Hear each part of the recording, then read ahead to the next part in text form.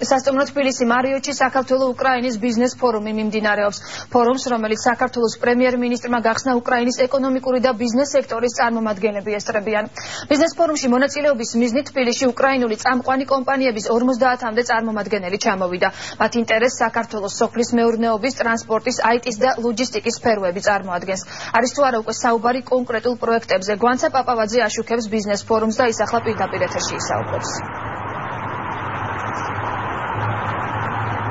საქართველო-უკრაინის ბიზნეს ფორუმი პრემიერ-მინისტრმა გახსნა ბიძინა ივანიშვილის თქმით მსგავსი შეხვედრები ორ ქვეყანას შორის ბიზნეს ურთიერთობის განვითარებას შეუწყობს ხელს. რაც შეეხება მთავრობის ინტერესს ამ მიმართულებით პრემიერ-მინისტრი აცხადებს, რომ უცხოელ ინვესტორებს საქართველოს მთავრობა ნებისმიერი პრობლემის მოგვარებაში დაეხმარება. კომპლექსური გადასახადი არის ძალიან დაბალი. დანარჩენი პირობები თქვენ საქართველოს კარგად იცნობთ, ის რომ ევროპისა და აზიის ზრაგასაღარზე აბრეშუმის გზაზეა საქართველო და მე ვფიქრობ, რომ ძალიან საინტერესო ქვეყანაა კლიმატური პირობები თუ სხვა პირობები და კომპლექსურად გარწმუნებთ, რომ საქართველო იქნება თუ ყველაზე არა ერთ-ერთი ძალიან საინტერესო ქვეყანა ინვესტირებისათვის. ჩამოსული არის 50-მდე კომპანიის წარმომადგენელი.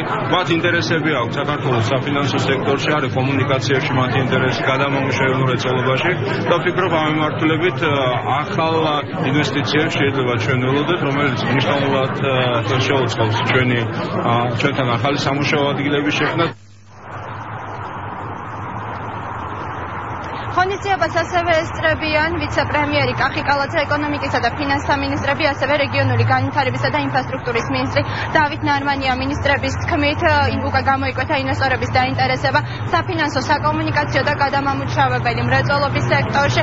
მინისტრები ასევე ამბობენ, რომ ინვესტორები დღეს გაეცნობიან საქართველოში არსებულ საგადასახადო და საბაჟო სისტემას, რის შემდეგაც ქვეყანაში ინვესტიციების განხორციელებაზე დაფიქრდებიან.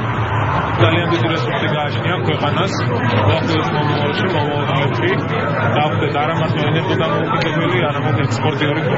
მე დარწმუნებული ვარ, რომ მათგან ძალიან ბევრი მიიღებს გადაწყვეტილება საქართველოში განახორციელოს ინვესტიციები და მათი ინტერესი სფერო არის ძალიან ფართე დაწყებული სოფლის მეურნეობით, დამთავრებული ენერგეტიკული და მაღალტექნოლოგიური წარმოება. მე ცალკე მექნება ასევე შეხვედრა დაინტერესებულ ჯგუფებთან, რომლებიც მუშაობენ ჩვენთან, მიიღებენ ჩვენგან ინფორმაციას იმაზე თუ რა პროექტები გამოცხადდება წელს განმავლობაში დამატებით და ვეუბნებით იმას, რომ სატენდერო პროცედურები ღიაა, გამჭვირვალეა და ნებისმიერ დაინტერესებულ კომპანიას შეუძლია მიიღოს მონაწილეობა. ფორუმის ფარგლებში ასევე გადაწყდა საქართველო-უკრაინის კულტურული თანამშრომლობის ფონდის ჩამოყალიბება, რომლის საპატიო თავმჯდომარე სრულიად საქართველოს კათოლიკოს პატრიარქი ილია მეორე იქნება. რაც შეეხება ქართველ და უცხოელ ბიზნესმენებს, ისინი დღევანდელი ფორუმის მნიშვნელობაზე ემახვილებენ ყურადღებას.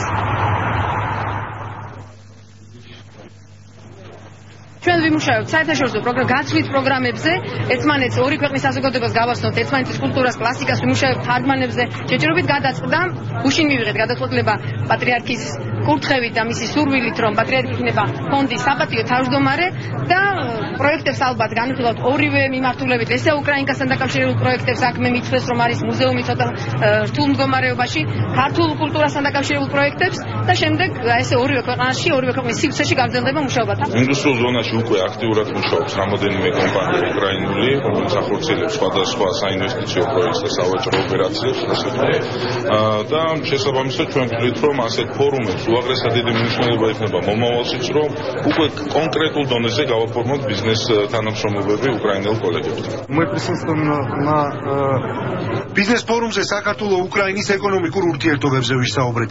შეხვედრაზე აგრეთვე ორ ქვეყანას შორის კულტურული ურთიერთობები განვიხილეთ, რადგან კულტურის გარეშე ჩვენი ქვეყნებისთვის ცხოვრება შეუძლებელია.